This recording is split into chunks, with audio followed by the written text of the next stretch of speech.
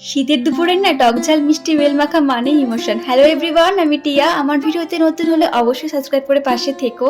শীত গ্রীষ্ম বর্ষা মানেই আমার বাবার এই যে সবজির ছোট্ট বাগান। ফুলদানিগুলো দেখছো, ওগুলো না খুব নোংরা হয়ে গেছিল, তো ওটাই পরিষ্কার করলাম আর সাথে চিরুনিগুলো পরিষ্কার করে নিলাম। অনেকদিন পরিষ্কার করা হয়নি, তাই একটু সবগুলো পরিষ্কার করে নিয়ে ধুয়ে রোদে দিয়েছি একটু শুকাতে। আর এটা না পরের দিন সকালের ভিডিও, ওই দিন আর কোনো ভিডিও করা হয়নি। তো সকালে একটা ঠেকুয়া খেয়ে দিন শুরু করলাম। আমার দরকার ছিল কয়েকটা লেবুর পাতা, তাই বাড়ির পেছনে গেছিলাম। লেবুর পাতা কি কারণে লাগবে সেটা আমি পরে বলছি।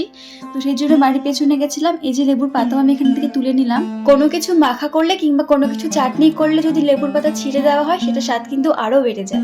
তারপর বসছি সবজি কাটতে। তো এগুলো হবে চচ্চড়ি। আর আমার না রান্নার থেকে সবজি কাটতে বেশি ভালো লাগে। ছোট থেকে রান্না পাতিল খেলতাম আর সবজির খোসা কাটতাম, মা তখন দিত না, তো এখন আমি সেটা কাটি। দুপুরে করেছিলাম বেল মাখা, আর সন্ধ্যেবেলা বাবাকে করে দিয়েছিলাম মধু দিয়ে গ্রিন টি। বাবা সেরকম খায়নি কোনোদিন, তাই আজকে তাহলে এই পর্যন্ত। সবাই ভালো থেকো, সুস্থ থেকো।